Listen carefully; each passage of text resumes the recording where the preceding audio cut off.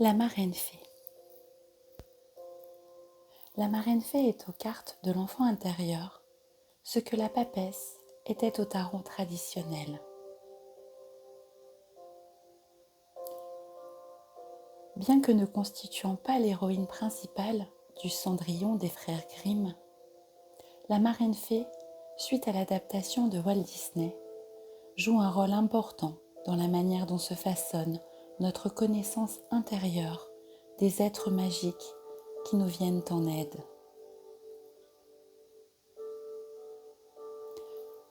Plusieurs ballades folkloriques désignent la reine des fées comme la reine des cieux.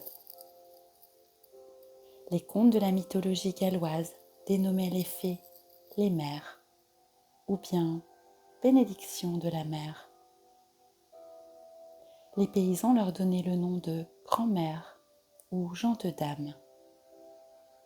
Ils étaient convaincus qu'une fée peut transformer un humain en animal ou en pierre, puis lui rendre sa forme humaine. Tel est exactement le type d'enchantement qui a lieu dans Cendrillon. Les animaux se transforment en êtres humains jusqu'à ce que l'enchantement prenne fin aux 12 coups de minuit.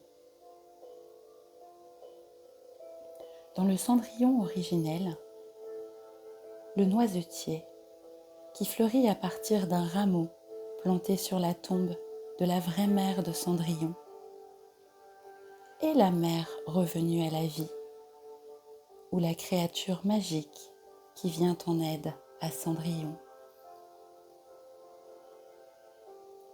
La légende du rameau de noisetier, selon les frères Grimm, met en scène la mère de Dieu, partie chercher des fraises dans les bois pour nourrir l'enfant Christ. Comme elle se penche pour cueillir une fraise, une vipère jaillit de l'herbe.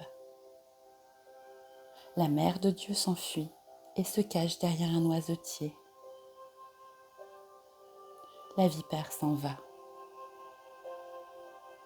Les rameaux de noisetier constituent depuis ce jour une protection contre les créatures dangereuses.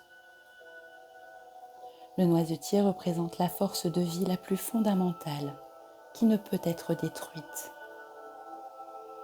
C'est la force protectrice qui peut être plantée et prendre racine dans chaque âme humaine.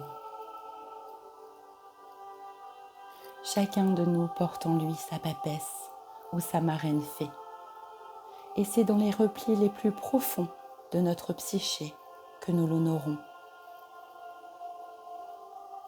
Elle grandit dans notre sagesse, comme nous accueillerons la foi en l'esprit qui nous protège à jamais et sans faillir dans l'univers.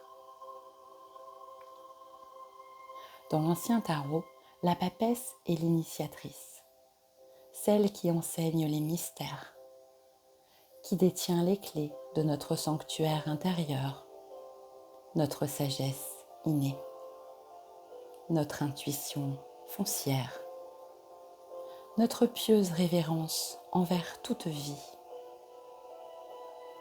C'est l'Isis de l'Égypte ancienne, qui est initialement liée au rythme et au cycle de la lune. La marraine fée est une enchanteresse, l'une de ces mères saintes et sacrées des anciens mystères. Elle nous apporte ce que nous croyons ne plus savoir ou ne pas pouvoir obtenir ou n'osons pas exprimer. Elle propose à notre sagesse innée de croire, qu'il s'agisse de miracles, de magie ou de notre intelligence divine.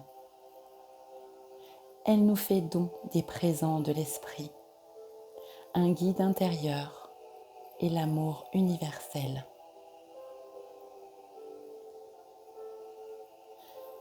Quand cette carte apparaît, notre esprit supérieur connaît la réponse. Écoutons notre intuition. Cultivons notre foi.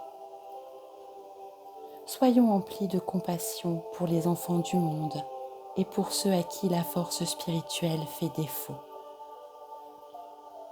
Le nombre 2 est un point d'équilibre entre les domaines spirituels et physiques.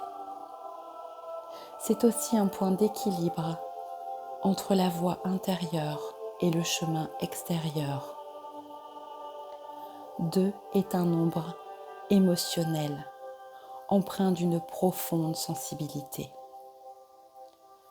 Dans les périodes de crise, les temps de besoin, 2 marraines fées prépondérantes peuvent se présenter, celle du magicien d'Oz ou de Cendrillon. La marraine fée est là pour nous rappeler le chemin qui nous attend et la nécessité de persévérer, d'accomplir le travail de l'âme.